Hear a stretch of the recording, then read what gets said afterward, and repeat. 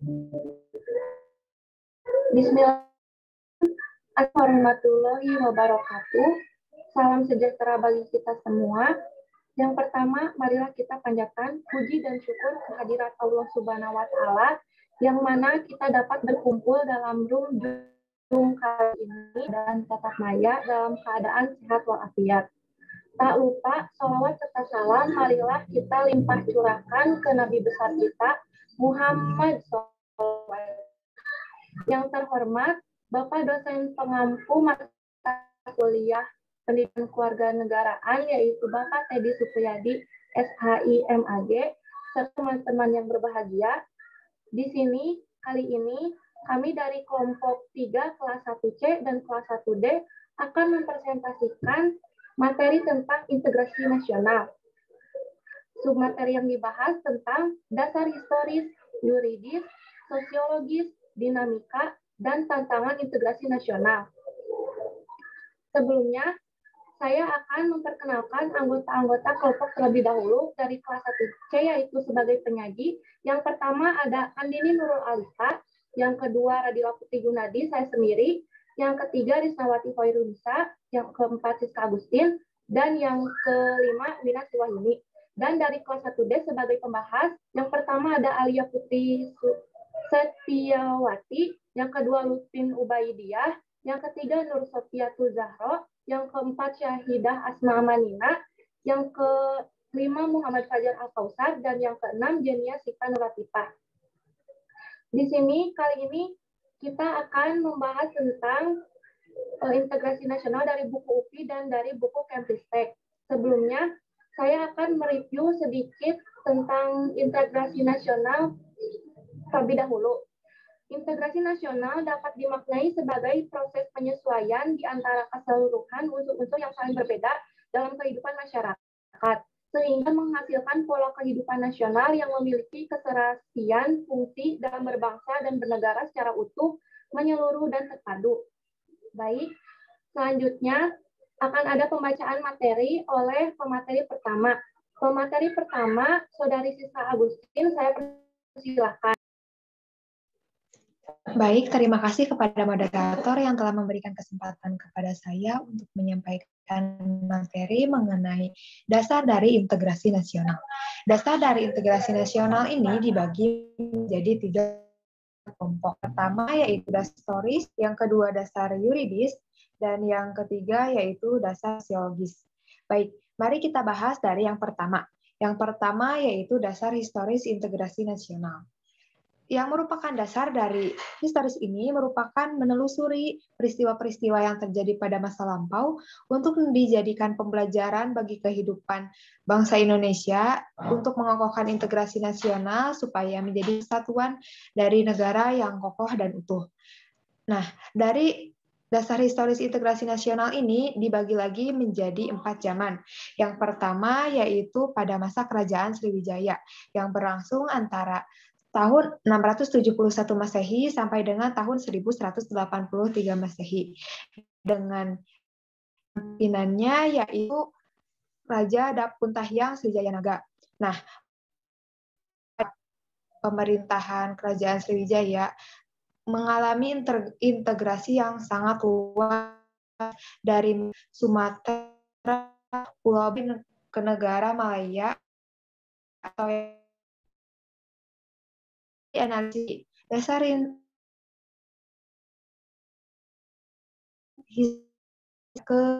Kerajaan Sriwijaya menjadi pelajaran berharga bagi bangsa Indonesia. Mengapa dikatakan demikian? Karena mengintegrasikan wilayah Nusantara dengan sebegitu luasnya, yaitu zaman Kerajaan Majapahit yang terjadi atau yang berlangsung sekitar tahun 1293 Masehi hingga 1500 Masehi. Siapa yang tidak kenal dengan patihnya yang terkenal pada masa ini, yaitu Patih Gajah Mada. Kerajaan Majapahit dapat masa kerajaan yang dipimpin oleh Raja Hayam Wuruk. Dan yang ketiga yaitu pada zaman pergerakan nasional. pada zaman ini terjadi pada awal abad ke-20, yaitu sekitar tahun 1908. Nah, mengapa dikatakan zaman pergerakan nasional? Karena pada masa ini mulai tumbuh organisasi-organisasi yang bergerak untuk menyatukan seluruh bangsa Indonesia di tengah perbedaan yang ada. Seperti salah satunya yaitu organisasi Budi Utomo yang didirikan pada tanggal 20 Mei tahun 1908. Dan organisasi pergerakan nasional lainnya seperti Syarikat Islam. Tujuan dari organisasi-organisasi tersebut tidak lain menentukan wilayah kekuasaan Nusantara menjadi kesatuan yang utuh di tengah-tengah masyarakat Indonesia yang sangat heterogen. Dan yang keempat yaitu pada zaman kemerdekaan. Integrasi nasional ini mampu membangkitkan semangat dan gerakan kebangsaan Indonesia sehingga berhasil merebut kemerdekaan dan diproklamirkan pada tanggal 17 Agustus pada tahun 1945. Proklamasi kemerdekaan ini merupakan momentum integrasi nasional. Mengapa dikatakan demikian? Karena dari masyarakat yang tersebar dengan beragam corak secara sosial maupun budaya yang berbeda-beda dan sangat heterogen ini mampu menjadikan masyarakat tersebut menuju suatu bangsa yang satu dan padu, yakni bangsa Indonesia. Adapun yang kedua, nasional. Mengapa disebut landasan yuridis? Yuridis erat kaitannya dengan hukum suatu negara. Secara yuridis, landasan ideal integrasi nasional tercantum dalam negara Pancasila yang terdapat pada sila ketiga, Kesatuan Indonesia. Adapun dalam pokok pikiran pertama pembukaan Undang-Undang Dasar Negara Republik Indonesia menyatakan bahwa negara melindungi segenap bangsa Indonesia dan seluruh tumpah darah Indonesia berdasarkan atas persatuan dengan mewujudkan keadilan sosial bagi seluruh rakyat Indonesia. Nah, landasan yuridis ini dibagi menjadi 4 bagian. Yang pertama, landasan ideal integrasi nasional yang terdapat pada Pancasila sila ketiga. Yang kedua, yaitu landasan konstitusional Indonesia yang terdapat pada Undang-Undang Dasar Negara Republik Indonesia tahun 1945.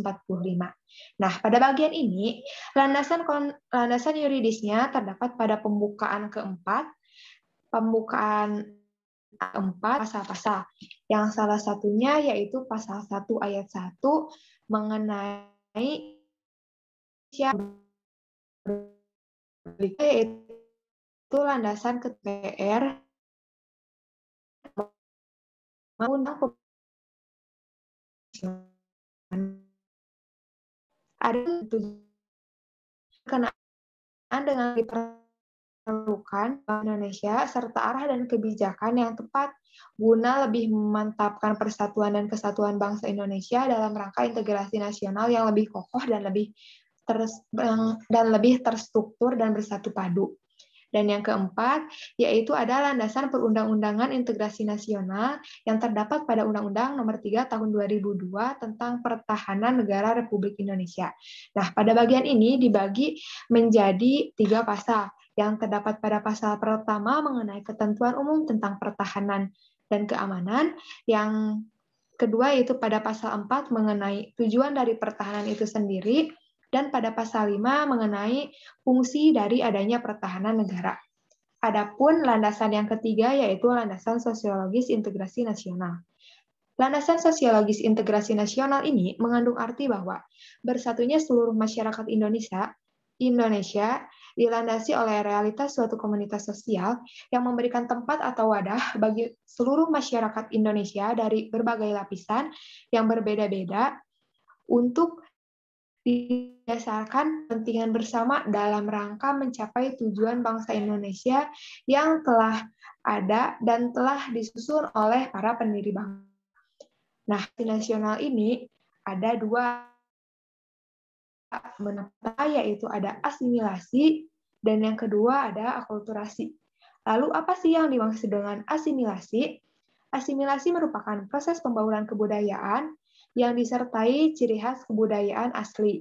Sedangkan akulturasi merupakan proses penerimaan sebagian unsur-unsur budaya asing tanpa menghilangkan budaya asli dari suatu daerah. Kemudian landasan sosiologis ini dapat tercapai dan dapat terintegrasi dengan baik apabila dalam menyadari pentingnya bersatu di tengah-tengah perbedaan.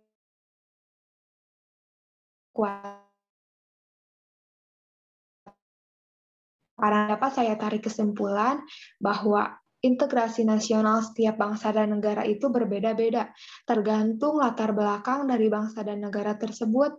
Adapun integrasi nasional bagi bangsa Indonesia merupakan hasrat dan kesadaran penuh untuk bersatu sebagai satu bangsa, yaitu bangsa Indonesia. Hal ini direalisasikan dengan adanya satu kesepakatan yang kita kenal dengan nama Sumpah Pemuda. Sumpah Pemuda ini lahir pada tanggal 28 Oktober pada tahun 1928. Karena para perintis atau pendiri bangsa Indonesia juga menyadari bahwa masyarakat Indonesia itu sangat heterogen, baik maupun bahasa. Mereka membentuk atau menjadikan bangsa Indonesia ini dan menamainya dengan Negara Kesatuan Republik Indonesia yang diwujudkan dalam Bhinneka Tunggal Ika yang artinya berbeda-beda tetapi tetap satu tujuan. Jadi dengan adanya integrasi nasional dari berbagai landasan ini seharusnya menjadikan masyarakat Indonesia lebih meningkatkan kesadaran dan lebih bersatu padu lagi dalam mengokohkan persatuan dan kesatuan Indonesia sesuai dengan landasan ideologi dan landasan pada konstitusional. Mungkin sekian pemaparan dapat saya sampaikan. Saya kembalikan kepada moderator. Terima kasih kepada saudari siswa Siska yang telah menyampaikan materinya dengan sangat baik. Selanjutnya ada pemateri kedua yaitu saudari Wina. Kepada saudari Wina, saya persilahkan. Baik, terima kasih kepada saya untuk menyampaikan materi tentang dinamika dan tantangan integrasi nasional. Dinamika integrasi nasional yang pertama adanya deklarasi Juanda. Melalui deklarasi yang terkenal yaitu Deklarasi Juanda, pemerintah Indonesia mengumumkan integrasi nasional kedaulatan wilayah Indonesia sejauh 12 mil wilayah teritorial yang di luar pulau-pulau negara Indonesia yang terluar. Melalui deklarasi ini, maka terjadi integrasi nasional wilayah teritorial di Indonesia. Sejak saat itu, Perdana Menteri Juanda mendeklarasikan bahwa wilayah Indonesia merupakan satu kesatuan wilayah integrasi nasional yang utuh dan tidak dapat dipisah-pisahkan oleh kepulauan. Yang kedua yaitu Perjanjian Helsinki antara Indonesia dengan Gerakan Aceh Merdeka. Dinamika integrasi nasional terjadi berkenaan dengan adanya perjanjian damai yang dicetuskan Wakil Presiden Yusuf Kala ditandatangani di Helsinki, Finlandia pada tanggal 15 Agustus tahun 2005. Perjanjian ini menandakan adanya upaya kuat pemerintah Republik Indonesia dan rakyat Aceh untuk tetap bersatu dengan Negara Kesatuan Republik Indonesia. Pemerintah Republik Indonesia dan Gerakan Aceh Merdeka menegaskan komitmen mereka untuk menyelesaikan konflik di Aceh secara terhormat bagi semua pihak, dengan solusi yang damai, menyeluruh, dan berkelanjutan. Yang ketiga yaitu dinamika pluralisme bangsa dan wawasan kebangsaan. Dengan adanya dinamika pluralisme bangsa Indonesia yang sangat beragam dari segi etnis dan budaya daerah masing-masing, bahasa daerah, agama yang dianut, ras, dan sebagainya, membutuhkan suatu wawasan kebangsaan yang dapat mempersatukan bangsa Indonesia.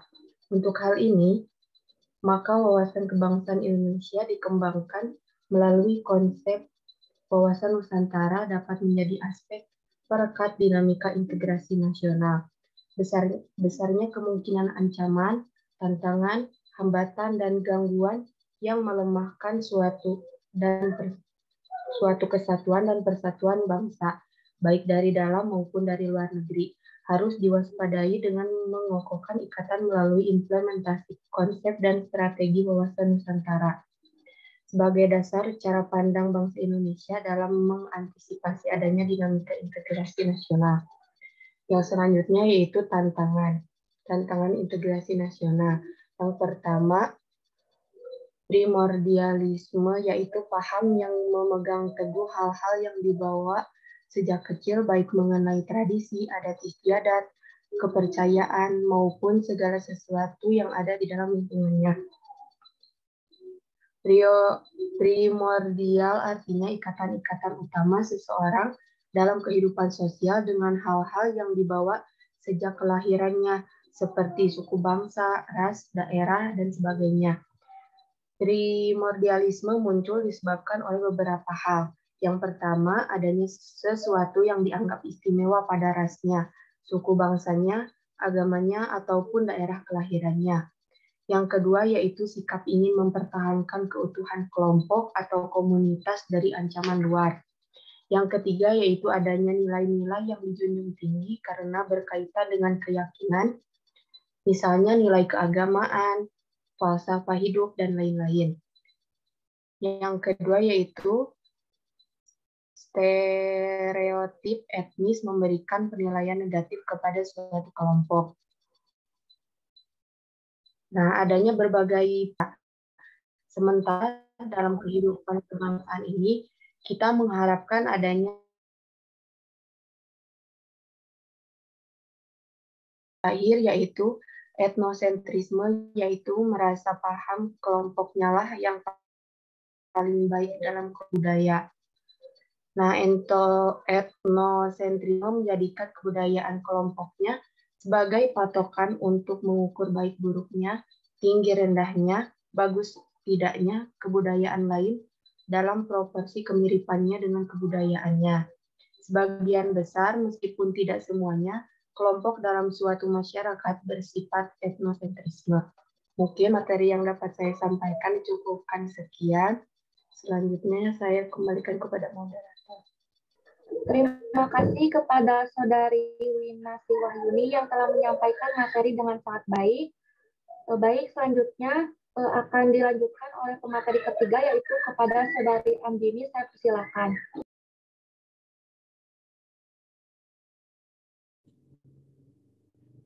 Baik, sebelumnya terima kasih kepada moderator karena sudah memberi saya kesempatan untuk memaparkan materi yang bersumber dari buku Kumanristek.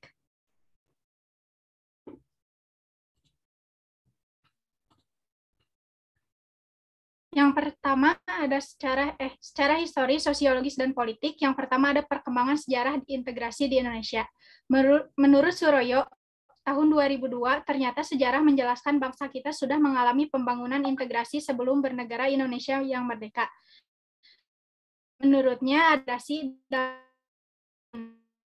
Indonesia itu yang pertama adalah model integrasi imperium Majapahit. Model ini bersifat kemaharajaan Majapahit. Struktur kemaharajaan yang begitu luas ini berstruktur konsentris, dimulai dengan wilayah inti kerajaan yang terdiri dari Pulau Jawa dan Madura yang diperintah langsung oleh raja dan saudara-saudaranya. Lalu yang kedua adalah wilayah di luar Jawa, yaitu mancanegara dan pasisiran, yang merupakan kerajaan otonom. Lalu selanjutnya ada konsentris ketiga, yang terdiri dari tanah sabrang, adalah negara-negara sahabat di Majapahit menjalin hubungan diplomatik, hubungan dagang, Champa, Kamboja, Ayudhya-pura, atau yang biasa kita sebut Thailand. Lalu yang kedua adalah model atau lebih tepat integrasi atas dengan wilayah yang terentang Merauke. Pemerintah kolonial mampu membangun integrasi wilayah dengan menguasai maritim, sedangkan integrasi vertikal antara pemerintah pusat dan pemerintah daerah dibina melalui jaringan birokrasi kolonial yang terdiri dari pegawai Belanda dan pribumi yang tidak bumi. Lalu selanjutnya model integrasi nasional Indonesia. Model integrasi ketiga ini merupakan bernegara merdeka sebelumnya, namun kedua, integrasi model kedua lebih dimaksudkan agar rakyat jajahan mendukung pemerintah kolonial melalui penguatan birokrasi kolonial dan penguasaan wilayah. Integrasi model ketiga dimaksudkan untuk membentuk kesatuan yang baru, yaitu bangsa Indonesia yang merdeka, memiliki semangat kebangsaan nasionalisme yang baru atau kesadaran kebangsaan yang baru, jaringan dengan massa rakyat. Lalu selanjutnya yang kedua ada pengembangan dan Colin McEnroe tahun 1995 menyebutkan ada 5 pendekatan atau cara bagaimana para pemimpin politik mengembangkan integrasi bangsa. Kelima pendekatan kita sebut sebagai faktor yang menentukan tingkat integrasi suatu negara adalah yang pertama, adanya ancaman dari luar. Adanya ancaman dari luar dapat menciptakan integrasi masyarakat. Masyarakat akan bersatu meskipun berbeda suku, agama, dan ras ketika menghadapi musuh bersama. Contoh, ketika penjajah Belanda ingin kembali ke Indonesia, masyarakat Indonesia bersatu. Gaya politik para pemimpin bangsa dapat integrasikan masyarakat bangsa tersebut. Pemimpin yang karismatik, dicintai rakyatnya, dan memiliki jasa-jasa besar umumnya mampu menyatukan bangsanya yang sebelumnya tercerai-berai. Lalu yang ketiga ada kekuatan lembaga-lembaga politik. Lembaga politik, misalnya birokrasi, juga dapat menjadi sarana pemersatu masyarakat bangsa. Birokrasi yang satu dan padu dapat menciptakan sistem pelayanan yang sama, baik dan diterima oleh masyarakat yang pada akhirnya dalam satu sistem pelayanan. Lalu yang keempat ada ideologi nasional. Ideologi merupakan seperangkat nilai-nilai yang diterima dan disepakati. Ideologi juga memberikan visi dan beberapa paduan bagaimana cara tujuan itu. Jika suatu masyarakat meskipun berbeda-beda tetapi menerima satu ideologi yang sama, maka memungkinkan masyarakat tersebut bersatu. Lalu yang terakhir ada kesempatan pembangunan ekonomi. Jika pembangunan ekonomi berhasil dan menciptakan keadilan, maka masyarakat bangsa tersebut bisa menerima sebagai satu kesatuan. Namun jika ekonomi menghasilkan ketidakadilan, maka muncul kesenjangan atau ketimpangan. Mungkin cukup sekian dari saya kembalikan ke moderator. Mohon maaf, tadi ada kesalahan penyebutan nama. Terima kasih kepada Saudari Rismawati yang telah menyampaikan materinya dengan sangat baik. Materi selanjutnya, yaitu materi keempat, akan dibacakan oleh Saudari Andini. Kepada Saudari Andini, saya persilahkan. Baik, terima kasih kepada moderator telah memberikan kesempatan kepada saya menyampaikan dan tantangan integrasi. Yang itu ada dinamika integrasi nasional. Dinamika integrasi nasional dibagi yang pertama yaitu dinamika integrasi bangsa. Tanggal 15 Agustus 2005 melalui MOU di Panta Helsinki, Finlandia, pemerintah Indonesia berhasil secara damai mengajak gerakan Aceh Merdeka untuk kembali bergabung dan setia memegang teguh kedaulatan bersama Negara Kesatuan Republik Indonesia.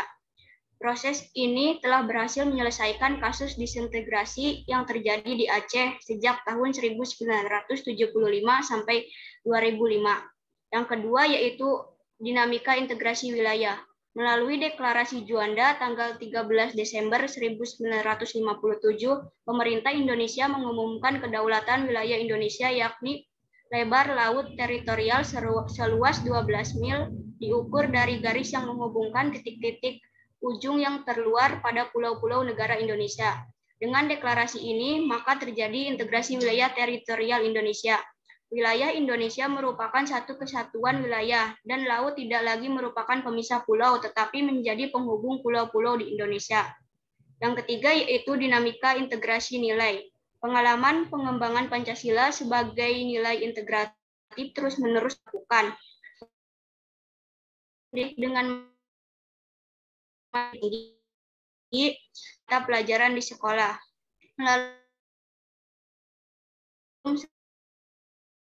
Pelajaran pendidikan moral atau PMP di sekolah. Saat ini melalui kurikulum 2013 terdapat mata pelajaran PPKN. Melalui pelajaran ini Pancasila sebagai nilai bersama dan sebagai dasar filsafat negara disampaikan kepada generasi muda. Yang keempat yaitu dinamika integrasi elit massa. Dinamika integrasi elit massa ditandai dengan seringnya pemimpin mendekati rakyatnya melalui kegiatan, misalnya kunjungan ke daerah, temu kader PKK, dan kotak pos presiden. Kegiatan yang sifatnya mendekati elit dan massa akan menguatkan dimensi vertikal integrasi nasional. Yang kelima yaitu dinamika integrasi tingkah laku atau perilaku integratif. Mewujudkan perilaku integratif dilakukan dengan pembentukan lembaga politik dan pemerintahan termasuk birokrasi. Dengan lembaga birokrasi yang terbentuk, maka orang-orang dapat bekerja secara terintegratif dalam suatu aturan dan pola kerja yang teratur, sistematis, dan bertujuan. Pembentukan lembaga-lembaga politik dan birokrasi di Indonesia diawali dengan hasil sidang 1 PPKI tanggal 18 Agustus 1945, yakni memilih presiden dan wakil presiden. Sidang PPKI kedua tanggal 19 Agustus 1945 memutuskan pembentukan 12 kementerian dan 8 provinsi di negara Indonesia. Yang selanjutnya yaitu ada tantangan integrasi nasional. Tantangan integrasi nasional dibagi menjadi dua, yaitu yang pertama secara horizontal, tantangan yang terdapat seperti perbedaan suku, agama, ras, dan geografi. Yang kedua yaitu secara vertikal, tantangan yang ada adalah berupa celah perbedaan antara elit dan massa di mana latar pendidikan perkotaan menyebabkan perbedaan. Mungkin sekian yang dapat saya sampaikan. Selanjutnya saya kembalikan kepada moderator. Terima kasih kepada Saudari Andini yang telah menyampaikan materinya dengan sangat baik. Baiklah, selanjutnya kita lanjutkan dengan sesi pembahasan yang akan dibahas oleh kelas 1D. Maka dari itu, saya persilakan kepada kelas 1D. Ya, terima kasih. Akan memberikan tanggapan terlebih dahulu bahas dari beberapa tambahan di beberapa poin. Teman-teman dari kelas 1 persilahkan untuk tanggapannya, memberikan tambahan materinya. Untuk Lutin dipersilahkan. Baik, terima kasih kepada moderator. Materi yang tadi sudah disampaikan oleh tim penyaji dari kelas 1C cukup baik. Di sini saya akan menambahkan beberapa saja mengenai tantangan dan dinamika integrasi nasional. Tadi kan sudah banyak dijelaskan mengenai tantangan integrasi nasional seperti primordialisme, kemudian stereotip etnis, dan juga etnosentrisme. Nah, dinamika dan tantangan integrasi nasional dibedakan menjadi dimensi horizontal dan juga dimensi vertikal. Nah, berdasarkan dimensi horizontal, yaitu tantangan yang ada berkenaan dengan pembelahan horizontal yang berakar pada perbedaan suku, agama, ras, dan juga geografi. Sedangkan secara vertikal, tantangan yang ada adalah berupa celah perbedaan antara elit massa, di mana latar belakang pendidikan kekotaan menyebabkan kaum elit berbeda dari massa yang cenderung berpandangan tradisional. Masalah yang berkenaan dengan dimensi vertikal lebih sering muncul ke permukaan setelah berbaur dengan dimensi horizontal. Sehingga hal ini memberikan kesan bahwa dalam kasus ini terjadi kesenjangan sosial. Nah, hal tersebut, dinamika dan tantangan ini disebabkan oleh beberapa faktor. Yang pertama, yaitu kurangnya kesadaran penghargaan terhadap kemajemukan masyarakat Indonesia. Yang kedua, kurangnya toleransi. Yang ketiga, kurangnya kesadaran dari masyarakat Indonesia terhadap ancaman dan gangguan dari luar. Dan yang terakhir, dan ketimpangan sosial dan ketidakmerataan hasil-hasil pembangunan. Sekian tambahan dari saya. Wassalamualaikum warahmatullahi wabarakatuh.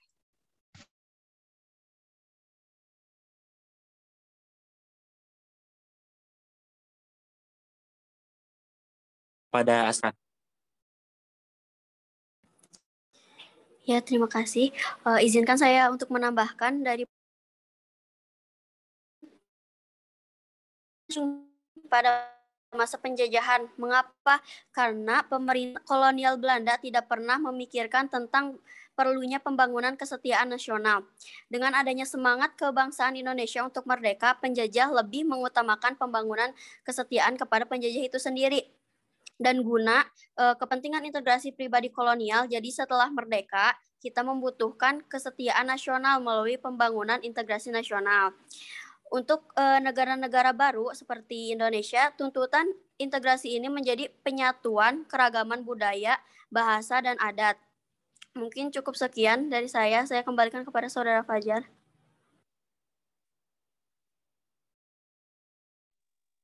Mungkin dari teman-teman yang lain ada yang ingin menambahkan? Boleh dari Nur Sofiatul, dipersilahkan.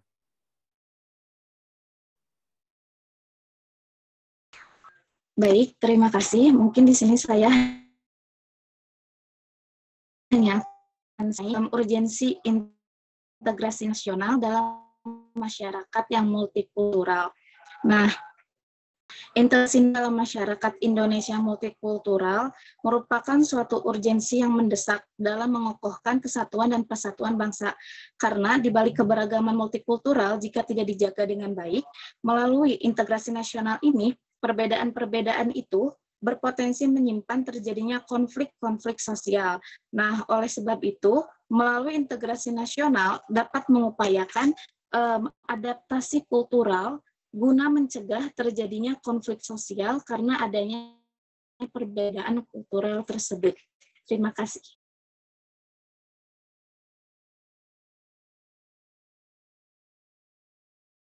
Boleh untuk selanjutnya kepada Alia, dipersilahkan. Baik, terima kasih atas kesempatannya, Fajar. Di sini saya akan menambahkan sedikit mengenai faktor-faktor pembentuk dari integrasi nasional. Seperti yang telah disebutkan di awal mengenai apa itu integrasi nasional, bagaimana integrasi nasional beserta dengan dinamika dan tantangannya. Tentu di samping itu ada faktor-faktor yang melatar belakangi terbentuknya integrasi nasional itu sendiri.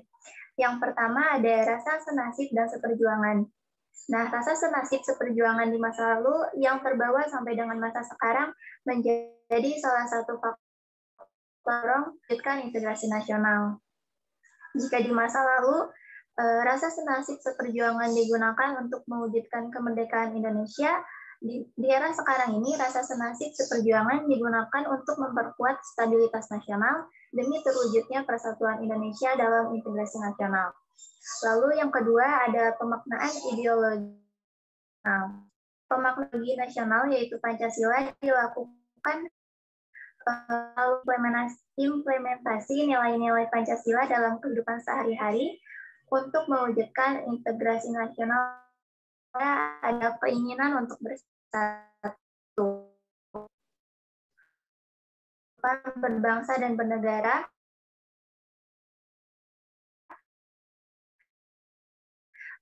keinginan sebagai dasar dari negara. Dan yang terakhir ada antisipasi ancaman dari luar. Mengantisipasi ancaman dari luar dalam kaitannya dengan bahaya globalisasi dan modernisasi, integrasi nasional perlu diwujudkan di setiap lapisan masyarakat yang ada, yang tinggal di wilayah Indonesia itu sendiri. Baik, mungkin cukup sekian yang dapat saya tambahkan. Saya kembalikan lagi kepada Fajar. Terima kasih. Dan mungkin yang terakhir kepada Jenia, dipersilahkan. Siap, terima kasih kepada Fajar. Saya izin untuk menambahkan. Jadi, mengapa integrasi nasional itu diperlukan di Indonesia? Karena dari integrasi nasional dapat mempersatukan perbedaan-perbedaan yang ada di Indonesia. Sehingga tidak adanya konflik, pecahan ketika integrasi itu diadakan di Indonesia. Sekian, terima kasih. Terima kasih kepada teman-teman dan rekan-rekan yang sudah berikan tambahan terkait materi yang sudah dijelaskan tadi. Bisa kita tarik kesimpulan. Yang pertama adalah integrasi nasional berasal dari kata integrasi dan nasional. Integrasi berarti memberi tempat Kamus Besar Bahasa Indonesia pembaruan merupakan proses atau elemen yang terpisah dari menjadi lebih bulat sehingga menjadi satu atau bangsa. Jenis integrasi mencakup 1. Bangsa di wilayah, 3. Integrasi nilai, 4. Integrasi elit massa, dan 5. Integrasi tingkah laku. Yang keempat, dimensi integrasi mencakup integrasi vertikal dan horizontal. Sedang aspek integrasi meliputi aspek politik, ekonomi, dan sosial budaya. Yang kelima, integrasi berkebalikan dengan disintegrasi. Jika integrasi menyiratkan adanya keterpaduan, kesatuan, dan kesepakatan atau konsensus, disintegrasi menyiratkan adanya keterpecahan, pertentangan, dan konflik. 6. Model integrasi yang berlangsung di Indonesia adalah model integrasi Imperium Majapahit, model integrasi kolonial, dan integrasi nasional Indonesia. Yang ketujuh, pengembangan integrasi dapat dilakukan melalui 5 strategi atau pendekatan, yakni 1. Adanya ancaman dari luar, 2. Gaya politik kepemimpinan, 3. Kekuatan lembaga-lembaga politik, 4. Ideologi nasional, dan 5. Kesempatan pembangunan ekonomi. Dan yang terakhir adalah integrasi bangsa diperlukan guna membangkitkan kesadaran dan identitas bersama, menguatkan identitas nasional, dan membangun persatuan bangsa. Sekian dari kelas 1, kelompok 3 dari kelas 1D. Saya kembalikan kepada moderator kelas 1. Terima kasih kepada semua pembahas dari kelas 1D yang telah menyampaikan pendapatnya dengan sangat baik. Alhamdulillah, presentasi kali ini sudah selesai. Untuk itu, saya akan tutup presentasi kali ini. Semoga banyak manfaat bagi kita semua.